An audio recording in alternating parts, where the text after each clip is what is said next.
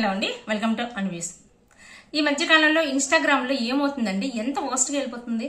అది ఈ రోజని కాదు, నేను గత కొంతకాలం నుంచి అబ్జర్వ్ చేస్తున్నాను. ఎప్పటి నుంచో మాట్లాడాలనుకుంటున్నాను, ఈ రోజు ఓపెన్గా మాట్లాడాలని డిసైడ్ అయిపోయాను. ఇన్స్టాగ్రామ్ ఓపెన్ చేస్తే full exposing, nudity, full negativity, ఇది తప్ప ఇంకేమైనా కనిపిస్తుందండి మనకి. సో మన పిల్లలు అంటే 8 to 10 years పిల్లలు కూడా ఇన్స్టా అకౌంట్స్ ఉంటాయి. వాళ్ళు ఏం చూస్తున్నారు? యాజ్ ఎ పేరెంట్స్గా మనకేమో తెలుస్తుందా? మన నెక్స్ట్ జనరేషన్కి ఏమి ఇస్తున్నాం? ఫుల్ అంటే ఎలా అంటే క్రింజ్ టాపిక్స్, ఇంకా నిజంగా ఓపెన్గా చెప్పాలంటే ఒక డాష్ ఏరియాలా తయారైంది ఇన్స్టాగ్రామ్. అసలు ఎంత వర్స్ట్గా తయారైందంటే అంటే ఏమవుతుందంటే అంటే ఇన్స్టా ఓన్లీ నెగిటివిటీ అంటే అనేక అలా అని కాదు, పాజిటివ్ రీల్స్ ఉంటాయి, నెగిటివ్ రీల్స్ ఉంటాయి. కానీ నెగిటివ్ రీల్స్కి వచ్చినంత రెస్పాన్స్, వ్యూవర్షిప్ కానీ కామెంట్స్ కానీ పాజిటివ్ రీల్స్కి రావు. సో ఈ నెగిటివ్ రీల్స్లో వాళ్ళు ఏం ఎక్స్పెక్ట్ చేస్తున్నారు? ఓవరాల్గా నెగిటివ్ రీల్స్ చేయడం వల్ల ఏమవుతుంది? నెగిటివిటీ అంటే ఒక సైకిల్ చూడండి. నెగిటివిటీ అనే రీల్స్ చేస్తే ఒక అటెన్షన్ వస్తుంది, జనాలకి నచ్చినా నచ్చకపోయినా సరే దాన్ని చూస్తారు, ఇష్టపడుతుంటారు, తిట్టుకుంటూనే చూస్తుంటాం. సో నెగిటివ్ నుంచి అటెన్షన్ నుంచి రియాక్షన్ వస్తుంది, అంటే కామెంట్ రూపంలోనూ వ్యూవర్షిప్ మళ్ళీ చూడడము. దాని నుంచి రివర్స్ అంటే మిలియన్ వ్యూస్ వస్తుంటాయి, వాళ్ళ కొలాబరేషన్స్ వస్తుంటాయి, డబ్బులు వస్తుంటాయి. అలాంటప్పుడు నెగిటివ్ రీల్స్ చేస్తే ఏమైపోయింది? మనకు వస్తున్నాయి కదా, జనాలు చూస్తున్నారు కాబట్టి మనం చేస్తున్నాం కదా అనే మూడ్లో వెళ్ళిపోతున్నారు. మనం ఒక్కొక్క పాయింట్ మాట్లాడుకుంటుంటే అంటే న్యూడిటీ గురించి కానీ, ఎక్స్పోజింగ్ గురించి కానీ, నెగిటివిటీ గురించి కానీ, క్రింజ్ రీల్స్ గురించి మాట్లాడుకుంటుంటే ఫస్ట్ నెగిటివ్ ఉన్న రీల్స్ చేస్తే అక్కడ ఏంటి, నెగిటివ్లోని క్రింజ్ వస్తుంది, అన్నీ వస్తాయి.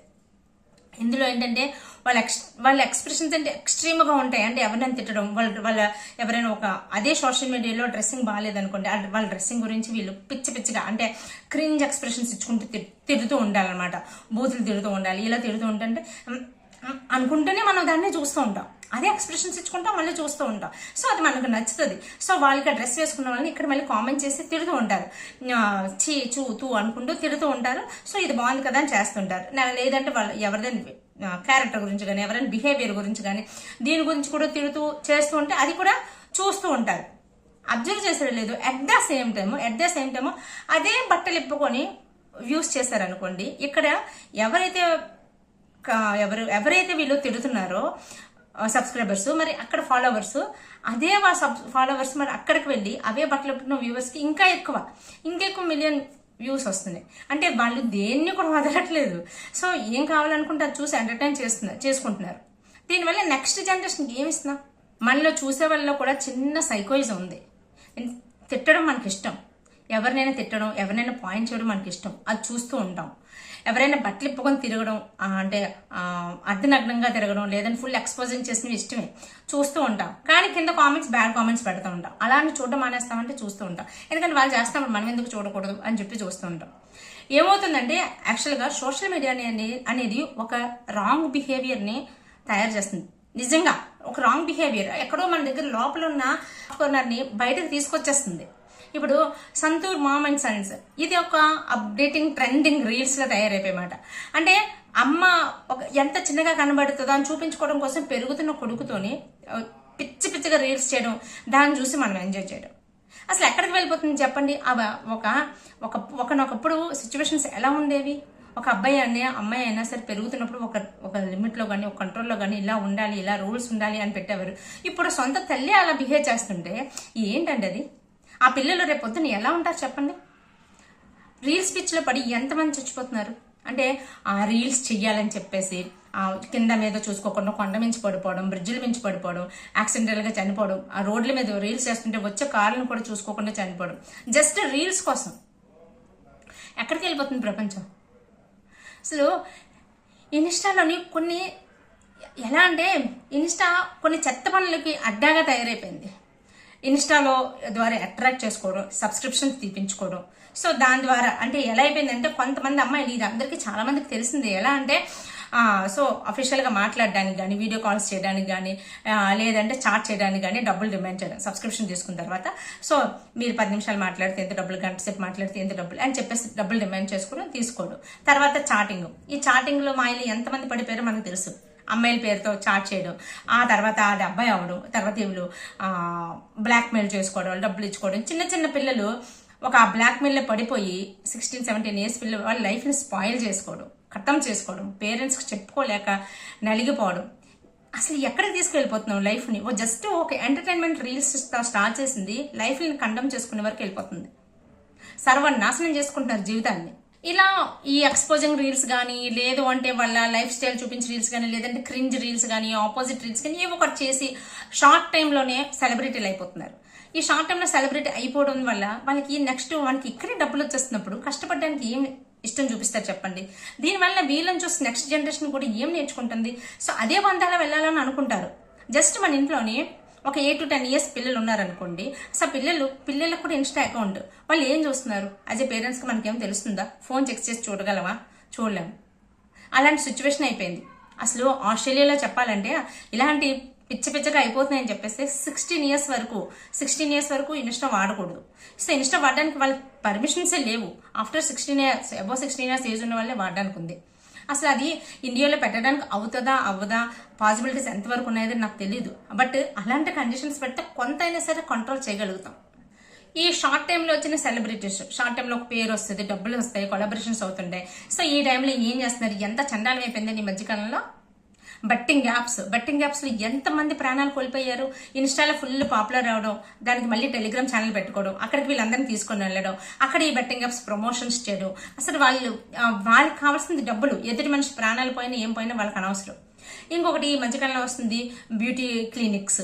తర్వాత అంతకుముందు కూడా వచ్చింది కాస్మెటిక్స్ గురించి. అవి ఎలాంటి కాస్మెటిక్స్, అసలు వాడొచ్చా వాడకూడదు అనవసరం. వాళ్ళకి డబ్బులు ఇస్తే చేసి పడేయడం, ఏం చావు చేస్తే చావండి అని చెప్పేసి వీళ్ళకి వచ్చిన పాపులారిటీని వీళ్ళు యూజ్ చేసుకోవడం. సో చెప్పాను కదా, అంత యూత్ అంతా కలిపి ఒక రాంగ్ ట్రాక్ లోకి వెళ్ళిపోతుంది ఇండియా. అప్పుడు మనం ప్రపంచం మొత్తం మీద మనం మాట్లాడుకునేది ఏంటి? యూత్.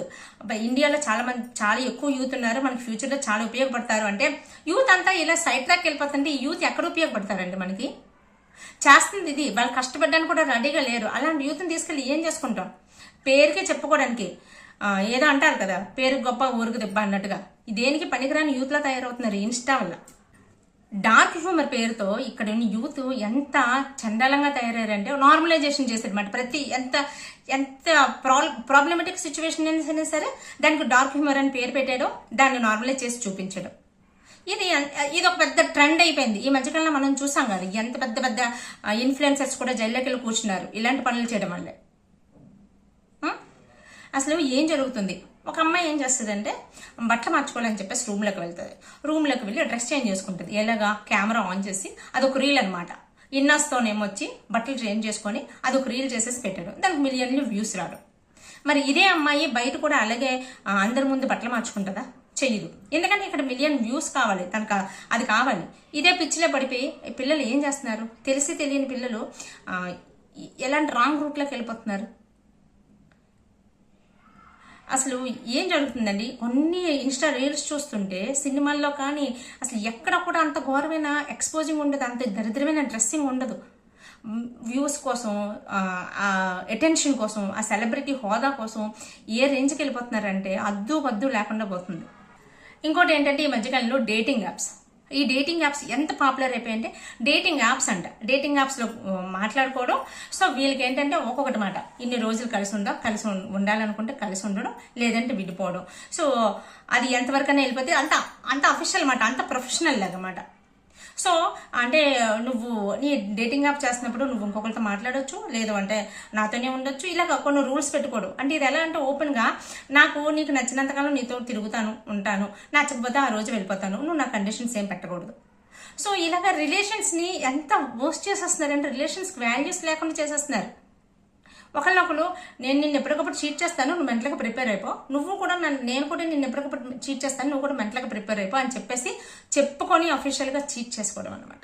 ఈ ఇన్స్టాలో కానీ సోషల్ మీడియాలో కానీ నెగిటివిటీ తప్ప పాజిటివిటీ లేదంటే పాజిటివిటీ చాలా ఉంది.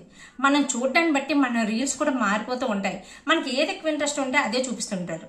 షార్ట్ టైంలో ఎక్కువ నాలెడ్జ్ ఇచ్చేవి, ఎక్కువ మంచి ఎంటర్టైన్మెంట్ ఇచ్చేవి రీల్స్ చాలా ఉన్నాయి. ఇన్ఫర్మేషన్ ఇచ్చేవి, ఒక మంచిగా ఉండడానికి చేసేవి చాలా రీల్స్ ఉన్నాయి.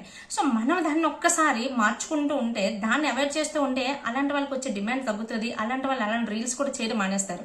ముందు మనం చూడటం మానేస్తే, ఎందుకంటే చాలా మంది చూసేవాళ్ళు తిట్టుకుంటూనే చూస్తారండి. అవి నచ్చేది చూడరు. ఏంటి రీల్స్ చెత్త, ఎక్కడికి వెళ్ళిపోతుంది అనుకుంటాం, మళ్ళీ దాన్నే చూస్తాం.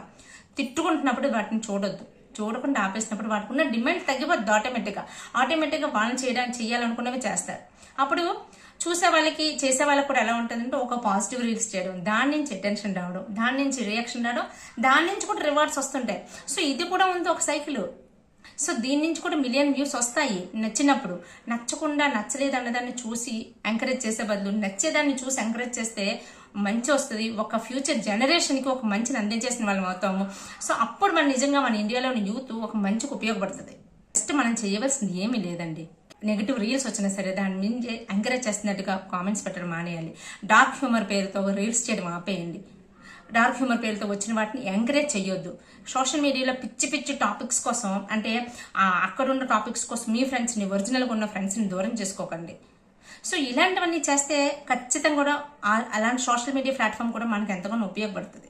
సో దీన్ని ఎలా చేసుకోవాలే తప్ప దాన్ని పట్టుకొని మనం పాడైపోయి మనం తిట్టుకుంటూ మన కింద నెక్స్ట్ జనరేషన్ కూడా పాడు చేసుకుంటూ వెళ్ళిపోతుంటే ఒక జస్ట్ ఆఫ్టర్ ఆల్ ఒక ఎంటర్టైన్మెంట్ కోసం వచ్చిన ఒక సోషల్ మీడియా ప్లాట్ఫామ్ అనేది జీవితాలను కాదు జనరేషన్ పాడు చేసేస్తుంది. అంటే దీనికి మించిన ఉగ్రవాదం కానీ, దీనికి మించిన ఏంటది దాన్ని ఏమనాలి, మన చేతితో మన కంటినే పొడి చేసుకోవడం లాంటిది.